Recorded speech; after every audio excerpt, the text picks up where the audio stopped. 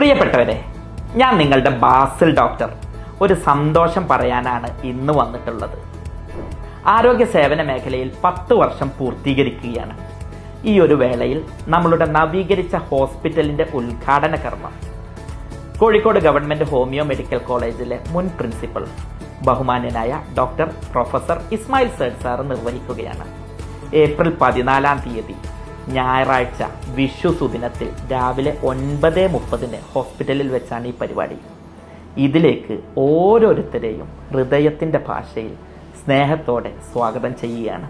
നിങ്ങൾ ഓരോരുത്തരെയും നേരിൽ വിളിക്കേണ്ടതാണ് എന്നറിയാം. സമയക്കുറവ് കാരണം അത് കഴിഞ്ഞിട്ടില്ല. ഇതൊരു ക്ഷണമായി സ്വീകരിച്ച് അന്നേ ദിവസം നിങ്ങളുടെ പിന്തുണയും സാന്നിധ്യവും ഉണ്ടാവണമെന്ന് സ്നേഹത്തോടെ അഭ്യർത്ഥിക്കുന്നു.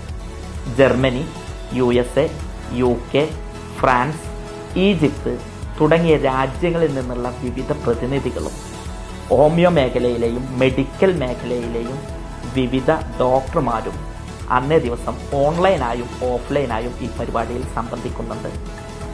നേരിട്ട് വിളിക്കാൻ കഴിഞ്ഞിട്ടില്ല എന്നറിയിക്കുന്നതോടൊപ്പം തന്നെ ഇതൊരു ക്ഷണമായി സ്വീകരിച്ച് ഇനിയും മുന്നോട്ടുള്ള യാത്രയിൽ നിങ്ങളുടെ പിന്തുണ ഉണ്ടാവണമെന്ന് സ്നേഹത്തോടെ അഭ്യർത്ഥിക്കുന്നു.